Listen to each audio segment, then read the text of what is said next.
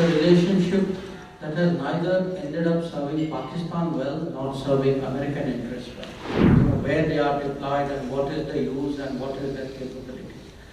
So, you're not fooling anybody by saying these things. There are some newspapers, you know exactly what they're going to write.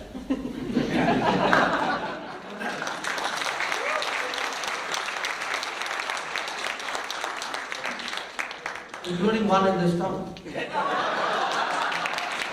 And the people who believe that they were the custodians and the shapers of India lose ground in India, the more actually some of this debate is going to come outside. Because they're not winning in India. So they will try and win outside India. What was a temporary provision of the constitution was finally put to rest.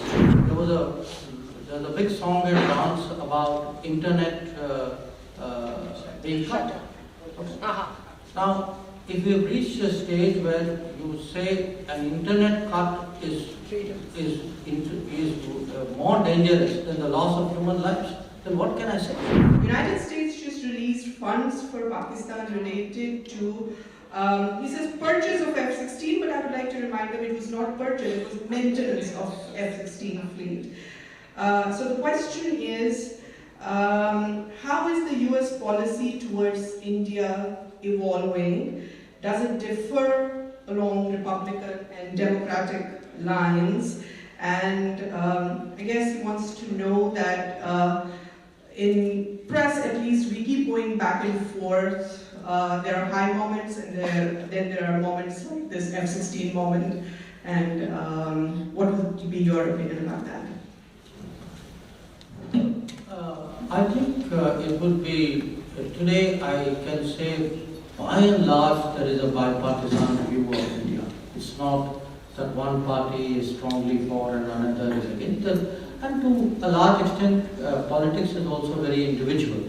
So some leaders, some prominent figures in each party would take more interest, others may not take the same level of interest. So I would attach no sense of partisanship at all when it comes to India. The second question, really the number question, which is in a sense the US relationship with Pakistan and the military relationship that the US has had. Now you all know that this is not something of recent making, it has gone on for many years. And you also know that very honestly it's a relationship that has neither ended up serving Pakistan well nor serving American interests well.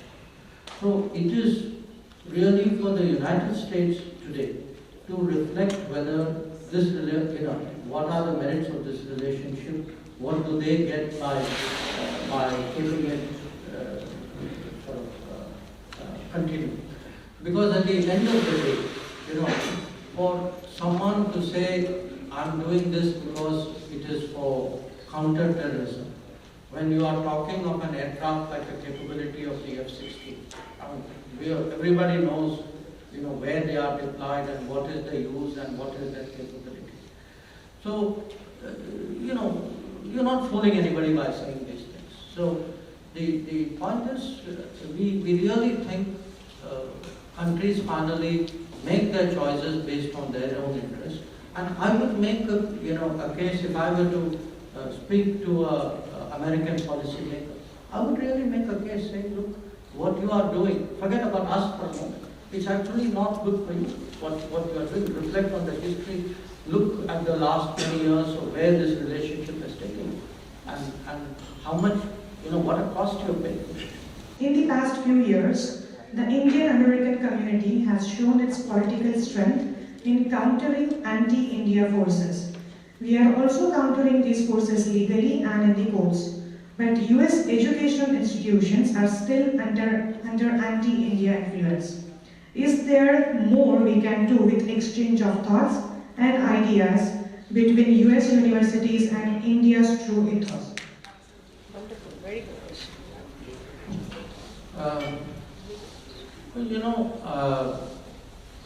Since all of you follow what is happening in India, you would all be familiar with the fact that at home too, there are very intensive debates about what we are, what, where should we, where do we belong, what should be our aspiration, what is politically correct, what is not. And in a globalized world, the sort of spread of this, the extension of this debate is inevitable to happen outside your country. I mean, debates are no longer conducted within national boundaries. And because we also have a community here, Indian American community, that also is a reason to some extent why the debate carries on.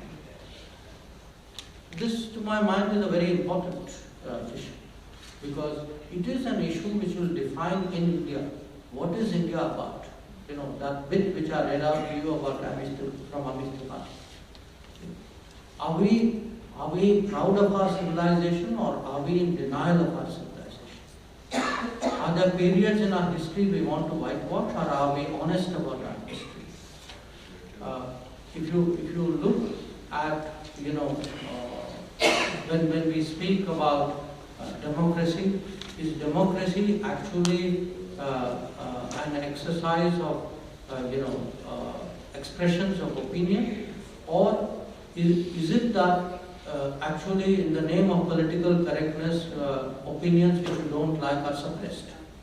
And to my mind, this challenge of what is right, what is wrong, what is correct, what is not, what is legitimate, what is illegitimate, I think this is a very, very big issue. When I look, you spoke about American universities. It's not just what I see written in some, by some people. I look at media.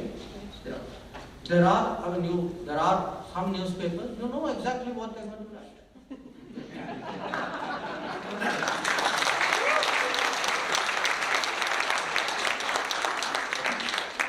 Including one in this town.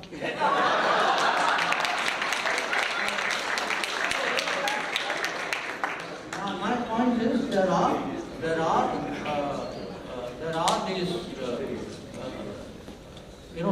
these biases, there are these efforts really to determine,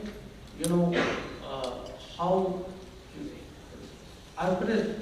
Look, the more India goes its way, and the people who believe that they were the custodians and the shapers of India lose ground in India, the more actually some of this debate is going to come outside. Because they're not winning in India. So they will try and win outside India, or try and shape India from outside. So this is something which we need to be aware of. It is important to contest. It is important because the most of the Americans, they do not know sort of the nuances and the complexities of our world. So it's important, not to sit back, not to let other people define you. That is something which I feel as a community is very important for us. Kashmir's situation is often misrepresented or misunderstood in Washington. What is the current understanding of US lawmakers about Kashmir and terrorism there? This is in a sense a very inadvertent but a very logical follow-up of the previous question, because it's a very good example. If there is a terrorist incident, and it doesn't matter of what faith the person who's killed.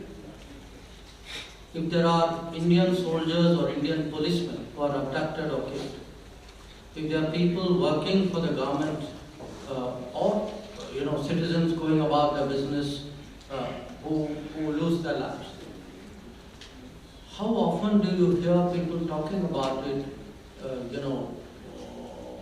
pronouncing on it? In fact, look at the media coverage. What does the media cover, what does the media not cover? And that is how actually opinions and perceptions are shaped. There was a big song and dance about internet being cut. Okay. Uh-huh.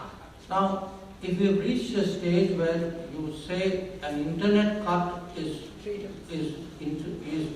more dangerous than the loss of human lives, then what can I say?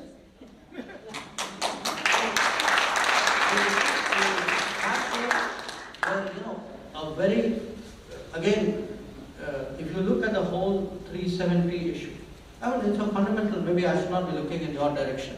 I ask you all to, just a very basic point. What was a temporary provision of the Constitution was finally put to rest. This was supposed to be act of majority.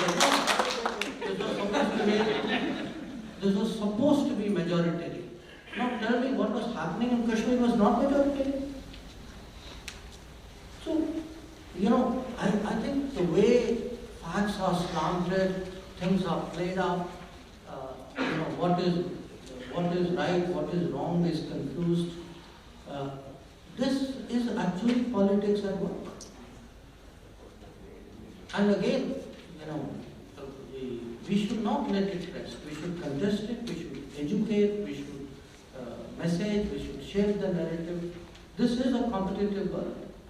We need to get our messages out. That is my message to you. That,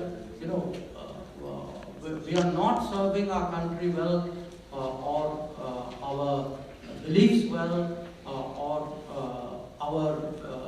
or even our sense of what is right and wrong well, by staying out of these debates. I think if we have opinions, we must express them, we must share it with people. We must educate others on what is right and what is wrong.